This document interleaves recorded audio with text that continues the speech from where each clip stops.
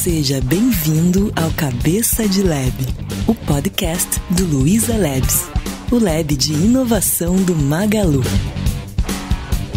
Fala, jovens! Aqui é o Bruno Gouveia e está começando mais um episódio de Cabeça de Lab, podcast do Luiza Labs do Magalu. Normalmente, quando a gente está fazendo a construção de um produto de maneira colaborativa e a gente está no começo da carreira, a gente tende a interpretar críticas de uma maneira não tão boa e às vezes botar o ego no caminho. E no episódio de hoje a gente vai falar um pouco sobre como que a gente pode desconstruir isso, né? Abaixar um pouco essa defesa e deixar isso acontecer naturalmente. E eu trouxe uma pessoa que palestrou um pouco sobre isso e já manja bastante, é de casa, já fez uns trabalhos com a gente aqui no Labs. Legal. Que é a Cíntia. Muito bom. Cíntia, tudo bom? Delícia estar aqui, Gouveia. Esse desafio de falar de como é que a gente vai desconstruindo as coisas tem sido um pouco do trabalho que eu tenho feito nos últimos 16 anos. Tem um pouquinho de tempo aí pensando sobre essa questão de como é que esse elemento humano, né, dentro dos negócios pode ser um fator de baita sucesso ou um fator de crítico, né, para poder fazer o negócio acontecer e crescer. Boa, excelente. Bom, acho que para começar todo esse papo, uma primeira pergunta que me veio à cabeça é como que a gente sabe que o ego tá atrapalhando? Que tipo de feedback que a gente tem numa interação e a gente fala, putz, acho que eu preciso melhorar nisso? Você sabe que ao longo do meu trabalho, grande parte do meu trabalho foi com jovens e é ainda com jovem, né? A gente, desde uns 10 anos atrás, eu trabalhava muito com desenvolvimento de trainees e essa era uma das questões, e hoje a gente trabalha com liderança mais jovem, e essa questão de como é que a gente faz a leitura, de como é que a gente está impactando as relações é um ponto sempre bem crítico, né? Mas não só para jovens, né? Acho que a gente, ao longo da vida, vai crescendo nessa questão de percebendo como é que a gente com gente impacta. É dinâmico, né? Então, por mais que você aprenda, você sempre tem para aprender. E cada gente é uma gente, né? Se a gente conseguisse resolver tudo com as 5 pessoas que a gente conhece, tá muito legal o negócio. Mas uma das questões que a gente discute muito com a galera, somente na formação agora de liderança, que é o nosso grande investimento aí de produto, eu sempre trago uma provocação de como é que você consegue aprender feedbacks quando você não recebe um feedback, né? Sim. E acho que isso cai muito dentro da tua pergunta, porque a forma como as pessoas vão interagindo com a gente, as perguntas que as pessoas fazem pra gente são feedbacks, né? Eu tive a oportunidade, eu não sei se é oportunidade ou a falta de sorte, mas eu me desenvolvi como carreira de uma maneira muito empreendedora. Então, eu não tive essa configuração que hoje se tem nas organizações, né? Que a expectativa de que alguém me dê feedback, né? As pessoas têm a expectativa de que alguém é responsável por te dar suporte, né? Por te dar feedback. A minha história toda, como foi muito empreendedora desde muito menina, então eu tive um início de vida trabalhando desde muito cedo, 13 anos, mas trabalhava com meu irmão, então irmão e feedback também não combina muito, porque você vai discordar de tudo. Depois eu fiz uma história acadêmica também, né? Então eu fui empreender muito cedo, com 19 anos, depois fiz uma história acadêmica, e eu não tive essa configuração de liderança para poder dar feedbacks. Mas uma questão que eu aprendi que tem a ver com essa leitura do ego que a gente vai falar aqui hoje é de que, já que eu não tinha retorno que vinha do lado de fora oficialmente, como é que eu podia ir aguçando o meu ouvido para poder entender quando eu estava atravessando demais as coisas, né? E aí, desde da atravessada mais clássica que eu tinha quando mais nova e trabalhando desde muito cedo, mas depois de entendendo como é que as coisas deixavam de caminhar porque alguém tinha se sentido não contemplado, né, dentro daquela determinada situação. Sim. Então, respondendo objetivamente, as perguntas que as pessoas nos fazem é um ótimo caminho pra gente poder pensar nisso. E as perguntas que as pessoas não fazem? E aí tem as caras que as pessoas fazem quando elas não fazem perguntas, né? A ausência de pergunta também é feedback. A ausência de pergunta é, sem dúvida, um feedback. A gente costuma dizer, dentro da área de desenvolvimento de grupos, existe uma das pesquisadoras nessa área que mapeou 16 tipos de silêncio, para você ter uma ideia, dentro das equipes. E que cada um deles tem um significado quando a gente está trabalhando em conjunto. E um deles é o silêncio de eu não vou entrar nessa conversa, né? Eu não vou seguir com você. E com um pouquinho de atenção, e aí acho que esse é um ponto central do que a gente está construindo aqui, a gente consegue perceber quando o nosso movimento ele é numa direção só, né? Aquele tipo de movimento que a gente faz, do tipo, vem comigo e não vem ninguém, sabe? Você diz aquela coisa super empolgada e não tem ninguém vindo junto, porque a galera percebe que não tá na tua pauta, né? Você tá fazendo uma agenda sozinho ali na história, né? Então, perguntas que você recebe, então, dando um exemplo prático aqui, você termina de falar uma mega ideia ou uma proposta sua e alguém vem com alguma afirmação do tipo, mas eu senti falta, né? Essa ainda é mais declarada. Esse eu senti falta, ele já é um tom de feedback para você, do tipo, você não contemplou alguma coisa. Então, acho que a gente vê e acompanha e acaba tendo que mediar aí soluções, às vezes, onde o grande ponto é uma falta de presença, né? Sabe, do tipo, presença de eu tô aqui com esse grupo, tudo que tá acontecendo aqui passa a ser sinal da nossa interação. Então, as perguntas, quando são mais explícitas, ou a observação mais explícita é ótimo, porque a gente tem um dado de realidade, mas olhar para aquilo que não está sendo dito também é um grande ponto para levar em consideração. Com certeza. Dentro desse lance de construção colaborativa e como a gente quer fazer as coisas com mais diversidade de pensamentos e influências, assim, eu acho bem importante a gente observar que o ego no caminho, usado de jeito errado, ele causa mais mal do que bem, né? Como que a gente evidencia nesses cenários, para si mesmo ou para mais pessoas, esse tipo de problema? A gente falava um pouquinho antes, né? Acho que uma questão é a gente desmistificar o coitado do ego, né? Por conta de senso comum, a gente tem o entendimento do ego como aquela questão, essa coisa catastrófica que não passa no elevador junto com você, né? Eu acho que vale a gente lembrar que dentro da nossa estrutura psicológica, da nossa personalidade, o ego, ele tem um trabalho importante na nossa construção de realidade, né? Uma porque ele fica no contraponto daquilo que a gente tem de desejo de fazer deslocadamente e daquilo que é o nosso senso de controle, de ordem e tudo. Então, o ego ele é construído na nossa personalidade para poder fazer esse equilíbrio entre desejo e realidade. Então, o ego é aquele que consegue interpretar a realidade para a gente.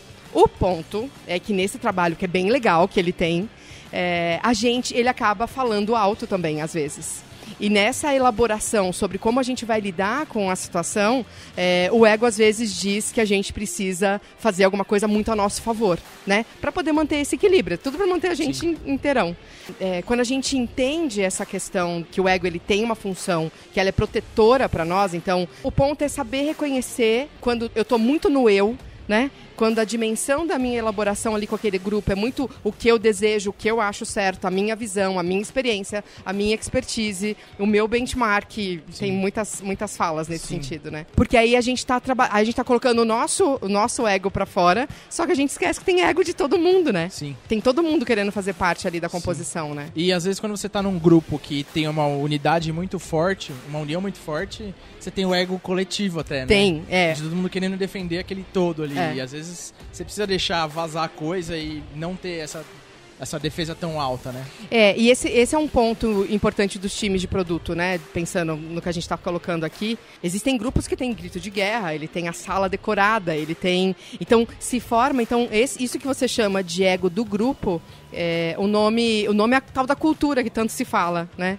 Então, o grupo, ele cria aquela cultura para poder dar conta de se manter ali, né? Então, quanto mais o grupo tem que criar tem que lidar com interesses individuais muito críticos e se manter unido para poder dar conta daquilo que você tem que fazer, mais forte é a cultura.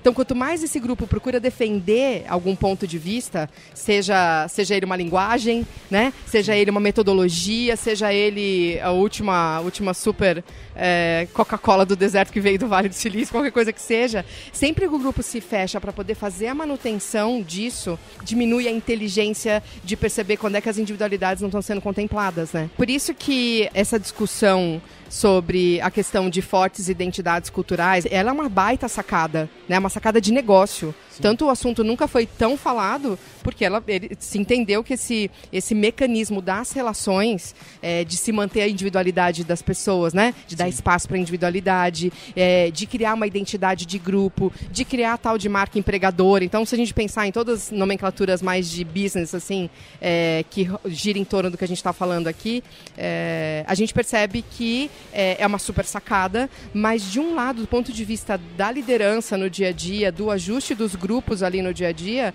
é um baita desafio. Porque, se não bem trabalhado, a gente acaba usando a própria lógica da identidade do grupo contra a nossa capacidade de crescer, de ser permeável, né? Sim. Porque você imagina que essa questão da unidade do grupo é bem legal, só que ela torna, às vezes, o grupo impermeável, e aí acho que esse é um ponto do nosso papo aqui. Não é só o nosso grupo, né? Quando você pensa num Labs, por exemplo, que eu conheço de dentro, junto com vocês, o quanto vocês cada vez mais, por conta da complexidade do negócio, precisam pensar numa cabeça de plataforma, né? Sim. E pensar plataforma é uma das provocações quando a gente pensa a questão da identidade do grupo, né? Sim. Do ego do grupo. Para nós, eu vejo que o grande desafio é... Bom, eu tô lá faz 6 anos e meio e eu tô desde quando a gente era bem menor, né? Quantas pessoas 20 pessoas quando você chegou? Quando eu entrei, a gente tava em 16. Uau. Então era pouca gente. E a gente ainda ficava na salinha, então era bem pequeno. Agora a gente tá mais de 1000. A dificuldade de fazer esse lance todo funcionar e a cultura e os aspectos que a gente acredita permanecerem, é a gente, pelo menos na minha visão, a dificuldade disso é a gente entender que a gente precisa mudar e se adaptar à chegada de novas pessoas e entender que diversidade é positivo. Que é positivo, Contanto que a gente continue remando para o mesmo lado e mirando num objetivo e alguns poucos valores em comum, a gente tem isso junto e dê valor para isso e reme para lá, eu acho que isso te guia bastante para ter algo produtivo e que dê frutos bacanas, assim. Eu acho que nesse mecanismo de como é que eu acolho, como é que eu percebo que eu estou atravessando as relações, as pessoas, o meu time, é importante a gente reconhecer qual que é a voz, reconhecer o que dentro de discussões como conversas difíceis, né, que são temas de como é que a gente toca conversas difíceis, um dos autores, que é o Douglas Stone, ele fala que a gente tem que aprender a acolher os nossos diálogos internos. E o diálogo interno que a gente tem é o do ego, deles. E é o ego, ou o ego ferido, né? E aí, acho que vale compartilhar aqui esse ponto, porque o Douglas Stone diz que quando a gente aprende no desafio das relações que a gente tem, saber o que a gente está ouvindo sobre aquela situação, e ele vai dizer que existem 3 diálogos internos, então, da forma como ele vai dizer que o ego se manifesta, né? Então, o que ele vai dizer que um dos diálogos que a gente tem numa situação de conflito, assim, ou de alguma crise que vai envolver comunicação, uma delas é um diálogo sobre a situação, né? Puxa, mas será que eu fiz certo? Puxa, né? Sabe, coisas que a gente vai ouvindo que parecem elaborações, né, sobre a ideia, é o nosso ego dando conta de dar voz, essa proteção entre desejo e realidade. Sim. Que a gente está falando, né? É verdade. Então, só concluindo aqui, ele vai dizer então que uma da situação, o outro é o diálogo das nossas emoções. Tô tão furioso, sim, né? Pra não dizer outra coisa. Então você expressa e você vai falando na sua cabeça isso, né? Às vezes você até fala. Então, isso quer dizer... Na verdade, eu falo sozinho bastante. Então, assim. Isso que eu falo. Eu sou muito auditiva e eu literalmente falo. E aí, quando eu aprendi que meus diálogos internos às vezes militavam contra mim, eu comecei a sentir, vamos parar. Já que o ego sou eu, vamos parar agora, porque esse negócio não vai dar certo, né? E ele vai dizer que o último... Então, as emoções, a citação às emoções e a nossa própria identidade. E essa é uma conversa mais doída que o ego tem com a gente, né? Do tipo, será que eu fui tão idiota? Né? Sabe aquela coisa que você fica meio se xingando, assim? E aí o Douglas Stone vai dizer que esse, então, é o diálogo da identidade falando com a gente. Quando essa questão do ego não tá bem resolvida, né? A gente começa a questionar nosso próprio posicionamento ali e tudo. Então são coisas legais para a gente poder pensar em termos de como é que essa questão do ego vai interferir nesses canais de comunicação, como é que a gente se prepara para poder responder para alguém que, como você disse, não é desse jeito que eu penso, né? Não é essa linguagem que eu vou usar, não é essa metodologia que eu concordo, né? Sim. Pra mim, o que sempre ajudou bastante foi pensar no que eu queria fazer de fato. Então quem tá ouvindo às vezes pode abraçar isso, e tem outros jeitos aí também, mas pra mim o que funcionou foi...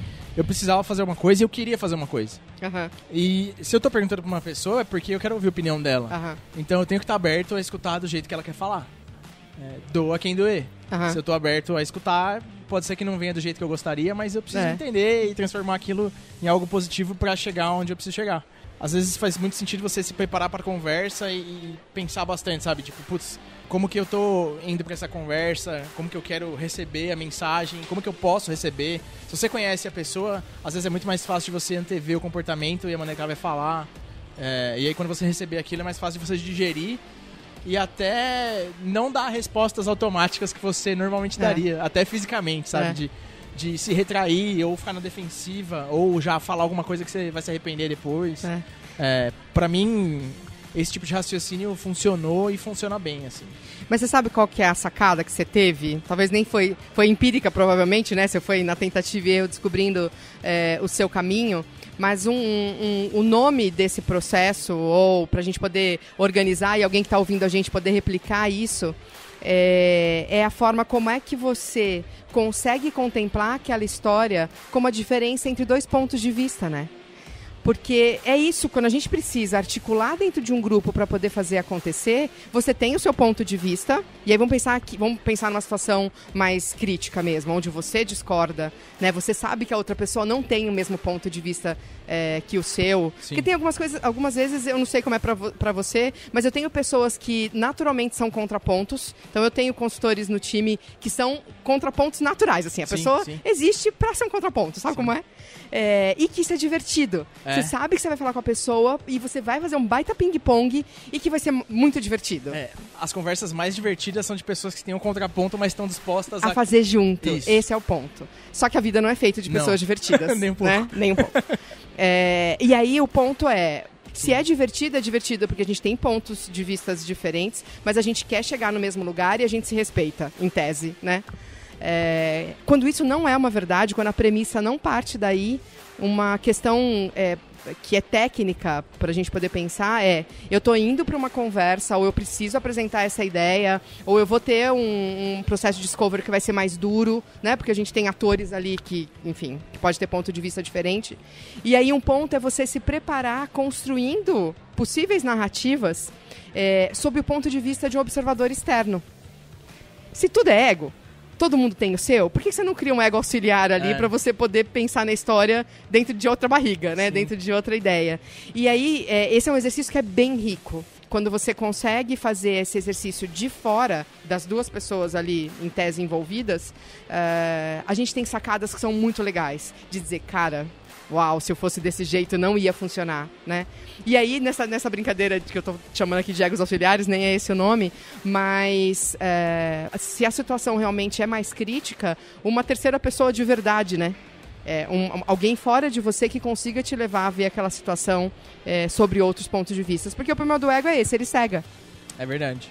Se você não fala com ele, ele vai falar por você, entendeu? É verdade. Você ter a percepção de que você, às vezes, falou um negócio e não deveria ter falado, ou alguém tá te falando uma coisa e aquilo te machucou. Na verdade, os reflexos que você tem de sentimento e emoção normalmente evidenciam bem que talvez você deva parar pra pensar ali, porque você sempre vai ter a reação, uma boa parte das pessoas vai ter uma reação emocional mais rápida e depois vai conscientemente racionalizar aquilo e falar, putz, peraí que não é bem por aí. Assim. E esse é um ponto, só para poder também elaborar. Nós somos seres emocionais, né? Então, o nosso processo cognitivo, ele parte sempre de emoção. Então, a gente vê alguma coisa, aquilo causa uma emoção, a gente racionaliza e se comporta. E aí você imagina a bucha que pode dar no meio dessa jornada, né? Se você não usa o filtro se você não tem uma visão crítica de percepção, você pode ver o que você achar que tá vendo, sentir o que você, né? Sentir um negócio bem maluco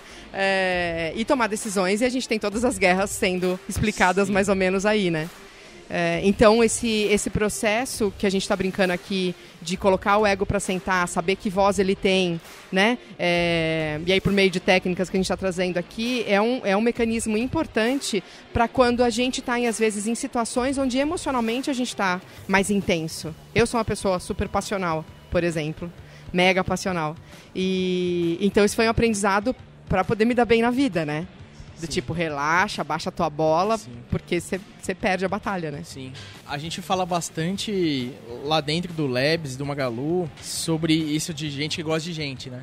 É um negócio que tá escrito em vários lugares. Pra gente, isso quer dizer algo nesse sentido também. E quando você lida com pessoas, isso é no-brainer, você vai ter que aprender a fazer isso. Mas a gente tem um aspecto um pouco diferente lá quando você é desenvolvedor. A gente estimula bastante também, que você vai explorar o mundo e, sabe, você tá com um problema com alguma coisa que depende de outro time, levanta e vai lá resolver. Sai do Slack, né? Exatamente. É muito mais rápido, na verdade. E a gente gosta de incentivar esse tipo de comportamento. O recado que eu dou aqui pra quem tá escutando a gente gosta muito desse pensamento e desse tipo de atitude. Então, quando você tá em desenvolvimento, não adianta você ser retraído. Na verdade, isso não vai te ajudar. É sempre válido você saber trabalhar a relação humana, ouvir os outros, saber receber feedback, saber refletir. Entre o ouvido e a boca você tem o cérebro, que processa tudo, e ele tem que ser um filtro pra você não sair respondendo, falando torto.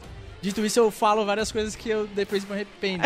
Mas eu acho que a gente na vida faz isso.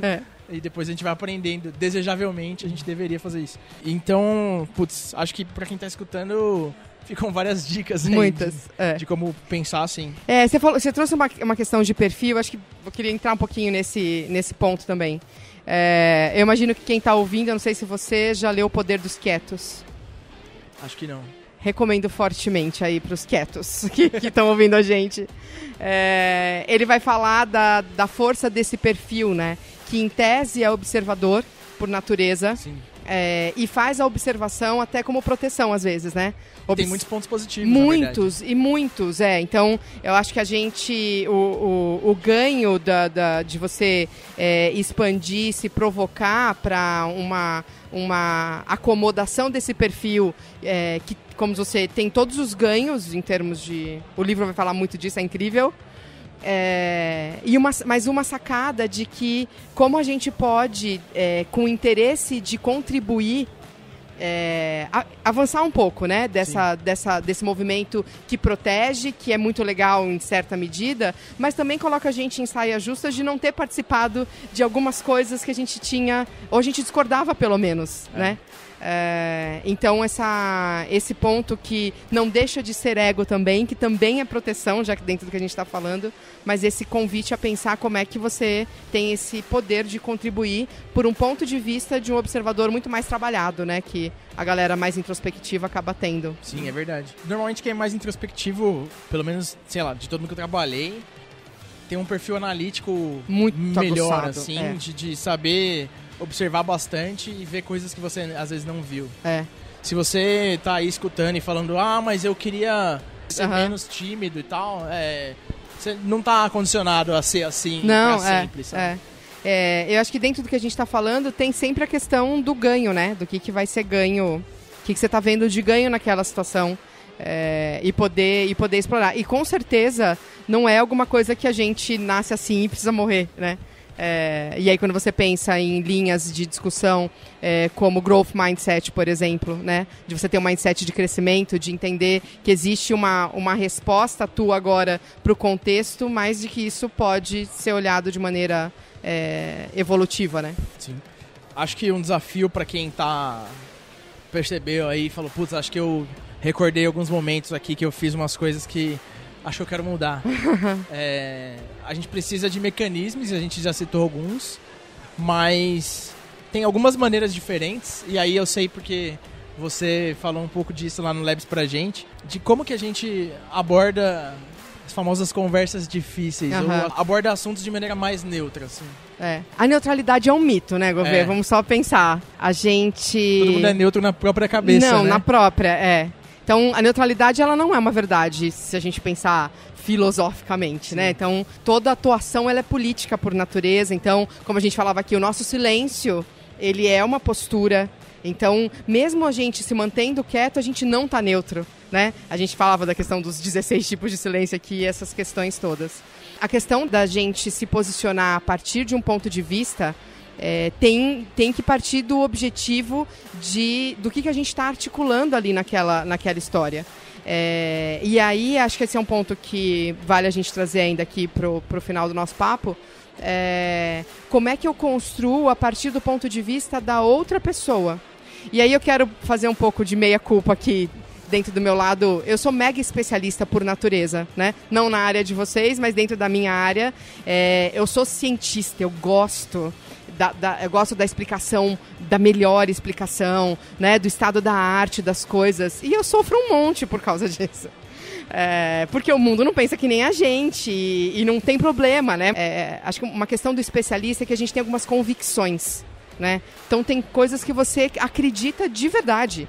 É uma convicção. E ainda eu sofro com essa questão mais empreendedora também, então algumas coisas ficam muito grandes, assim, em termos de significado, né? E então, um ponto, tanto para as conversas difíceis que eu já dei meio que um hacking aí para a gente poder pensar, mas tem uma questão de qual é exatamente o nome que a pessoa está dando para aquilo. Porque às vezes esse é um ponto do que a gente está discutindo aqui, não é? Às vezes a gente tem um nome para aquilo, a pessoa está dizendo exatamente a mesma coisa que você, mas porque não vem na caixinha da forma como você olha para aquilo, a gente bloqueia a evolução da conversa. Então, eu tenho sido pega essa discussão recentemente com um dos nossos clientes, e a cliente me trazendo, era uma área de people, de pessoas, trazendo que ela tinha um desafio muito grande, porque ela tinha um problema de líderes muito egóicos. Então, ela tinha uma liderança que entendia que não precisava se desenvolver. O que devia ser um pesadelo entre si. Você imagina, né? Porque eles deviam ter problemas entre eles. Não, com tudo, mas a gente não precisa de ajuda. Acima... Não, pra tudo. Era assim, e o diagnóstico tá tudo muito ruim. E uma liderança que não se percebe e entende que treinamento, programa de liderança, é tudo balela, e que o caminho é ser autodidata, porque... E existe um pouco a galera de tecnologia tem, né, de produto, tem essa coisa do autodidata. Sim. Eu posso falar por mim, assim. Então. E que é incrível, né? Mas por isso. Exatamente, não é por isso que você não vai pedir ajuda. E aí o desafio da RH era justamente trazer esse ponto pra gente, e ela querendo muito dar nome de coisas de RH, sabe? Então ela queria chamar de programa de liderança, ela queria dar os nomes que Porque ela queria alimentar o ego dela também com isso. Exatamente, ponto. E aí a gente teve uma conversa, assim, das melhores dos últimos meses, assim... sabe aquele tipo de conversa em que a gente abre mão das coisas e vai avançando e evoluindo? Sim. Que acho que é um pouco do que a gente está falando aqui, sim, né? Como é que você deixa todo mundo o ego na mesa ali?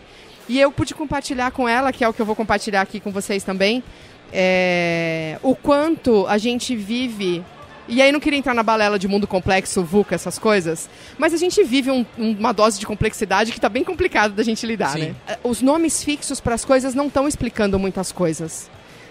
E que o melhor lugar das relações e tudo para a gente poder construir relações produtivas e colaborativas é quando eu entendo, e se a gente tirar o nome de tudo? Vamos deixar nossos nomes, vamos tirar nosso crachá, vamos tirar o nosso método, a nossa abordagem, a nossa linguagem que a gente escolheu. E do que a gente está falando aqui, né? O que você precisa resolver? Porque eu estou precisando resolver isso. A gente está falando da mesma coisa? A gente está falando da mesma coisa, né?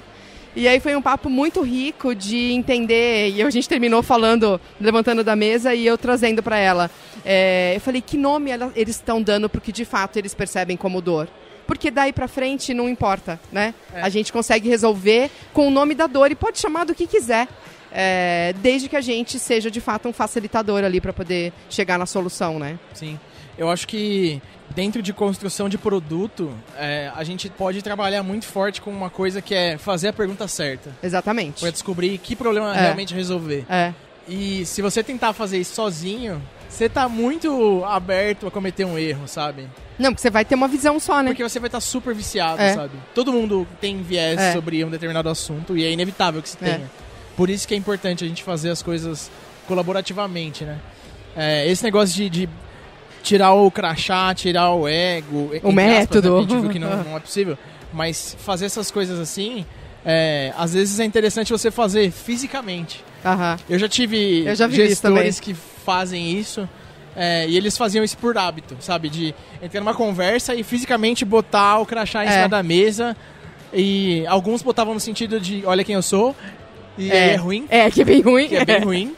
Mas não, esse não é colocar o ego do lado, é colocar o ego na mesa. Esse aí tinha um ego num totem. Né? No totem. E outros, você fazia isso, de, tô tirando crachá, sou eu, pessoa que come, dorme e morre, tá tudo bem. E aqui tá você também, vamos conversar sobre uma coisa que a gente precisa chegar junto num problema e tudo mais. Eu já tive conversas... acho que essa questão do crachá é um ponto legal pra gente falar. Eu acabei de fazer um papo ali com a galera falando de liderança sem crachá, né? E esse é um ponto que muito dentro das áreas de desenvolvimento, produto, enfim, designer, engenharia. Nem sempre você tem o crachá, mas existe uma relação de ajuda estabelecida ali, né? Aliás, um livro que eu recomendo fortemente se chama Ajuda, do Edgar Schein. E ele vai falar dessa construção, dessa relação. Todo mundo precisa de ajuda, é a base da fundamentação dele. Ele é um pesquisador na área de cultura e liderança, um senhorzinho que vive num condomínio para idosos, pra vocês terem uma ideia, mas o cara é MIT, o cara é... Enfim. E ele escreve essa proposição, então, de que a gente precisa partir e escolher um lugar da indagação humilde que ele vai colocar. Então ele fala, todos nós precisamos de ajuda. E às vezes o status que a gente está vendo ali na situação impede que a gente construa uma lógica de diálogo onde a gente, de fato, busque ajuda e se coloque como um helper ali, né? Como alguém que pode, de fato, contribuir. Então, esse ponto da gente deixar o ego na mesa, ou colocar ele sentadinho do lado, faz parte desse entendimento da humildade, não da humildade de subserviência, né? Sim. De dependência, mas da humildade de alguém que fala, puxa, eu tenho meu ego, você tem o seu, mas agora eu preciso de ajuda, ou você precisa de ajuda e eu não quero ser um dificultador, né, nesse processo. Sim. Tem um negócio que é... O status, ele serve para coisas positivas e negativas, né? E ele é estabelecido por, sei lá, realizações que você fez, a sua empresa fez, ou as pessoas fizeram. E daí a gente, às vezes, tem medo do status e deixa ele separar isso, né? É importante também a gente entender que todo mundo é gente, apesar de algumas pessoas terem um ego gigante e acharem que elas não são. Que elas são super, Mas quando você enxerga isso, você começa a perceber oportunidades de abordar pessoas que você normalmente não abordaria antes de entender isso, de conscientemente formalizar isso na sua cabeça, né? Por exemplo, tem um documentário lá do Bill Gates com o Warren Buffett, que eles estão jogando carta num lugar no meio de uma galera que, cara, um monte de senhor assim, e eles estão lá jogando no meio de todo mundo. E é surreal, porque é o Bill Gates de um lado da mesa, o Warren Buffett do outro. E você vê isso e fala, caraca, que mesa bizarra, e todo mundo lá tá jogando carta e ninguém liga pra nada. E aí você fala, putz, ó, são pessoas que têm realizações grandiosas, mas elas acordam de manhã, tomam um banho, comem, dormem, vai no banheiro, normal, que nem toda pessoa que tá viva. Então é interessante também, às vezes, desconstruir a percepção sobre isso, né? Porque a questão do status, ele coloca ordem na sociedade, né? Então, sem falar da questão mais estruturada da sociedade, formalmente falando, mas existe uma lógica da gente se organizar pelos papéis. Então, os papéis são saudáveis e a gente vai se organizando com essa lógica. Eles trazem uma ordem ao caos, né? Sim, ou minimamente, né? Sim. Agora, o ponto é quando eu, intencionalmente, uso o status para poder me colocar numa situação de maneira destacada. Às vezes isso é necessário, não é? Então, imagina que às vezes você está num evento onde você precisa contribuir com a sua expertise. Eu acho que isso acontece muito na área de vocês, né? Você então, o PM de tal lugar. Então, você chega com esse crachá e isso te possibilita abrir uma relação de ajuda com as pessoas. Sim. Porque é aquele crachá que vai deixar as pessoas te ouvindo para que você possa contribuir com a sua expertise. Então, percebe que é uma relação super construtiva. Então, você coloca o seu crachá na frente, porque a tua maior intenção é de contribuir com aquele achado que você teve. Então, quando ele vem, acho que convergindo aqui, esse é o nosso ponto, né? Que intenção a gente tem sobre a contribuição que a gente quer fazer para as coisas. Sim. Então, seja ela filosoficamente para o mundo, ou seja ela para uma discovery que você está ali envolvido. Então, a hora que você fala, a hora que você discorda, qual que é a sua intenção? Porque, às vezes, simplesmente eu não concordo com essa linha, não é isso que eu acho que tem que ser, é uma manifestação de ego, é uma manifestação de crachá, não deixa de ser, porque você está botando a sua expertise ali na frente. Só que a favor de quem, né? Sim. Que acho que esse é um ponto. Então, a favor de quem que a gente está jogando vai ser sempre o nosso melhor trade-off aí para essas coisas. Com certeza. Eu acho que tudo isso que a gente falou é um negócio que eu falo pro pessoal que trabalha comigo lá, todo mundo que vai entrar, eu sempre falo, a gente não tem problema você ter ego nada, mas a gente gosta de deixar os egos na porta e subir aqui para trabalhar. Na hora de ir embora, você vai lá, pega ele de novo e vive normal. Mas não cultiva isso aqui dentro, porque a gente gosta de poder falar livremente e ouvir também livremente, né? Então acho que tem bastante a ver com isso. Esse é o ponto. Então acho que a gente foi brincando aqui a questão do ego sentadinho do lado, né? Então, dada a impossibilidade da gente, embora a força da metáfora seja ótima, da gente deixar o ego na porta, mas dada a impossibilidade psíquica da gente fazer isso, a gente fica bem louco, como é que a gente tem consciência do que ele fala e a favor de quem ele está falando, né? E como é que você pode, então, ser um doutrinador dessa voz mais forte que a gente tem, que às vezes braveja, né? Que às vezes discorda mesmo, se sente humilhado, se sente ofendido, e como é que a gente vai acolhendo, então, essa voz a favor de alguma coisa que a gente quer construir junto, porque esse é um dos pontos da tua fala, né? O que a gente quer construir aqui, que a gente quer ter como um produto no final do negócio. Sim, com certeza. Bom, muito obrigado pelo papo. Foi incrível o papo. A gente tá no Twitter e no Instagram como @cabecadilab. Eu tô no Instagram e no Twitter também como BFGouveia. Eu tô no LinkedIn como Cíntia Martins. Espero vocês lá. Boa. E é isso aí. Muito obrigado valeu, e até a Gouveia. próxima. Delícia, obrigada. Valeu. Tchau, tchau. Cabeça de Lab, o podcast do Luiza Labs. O lab de inovação do Magalu.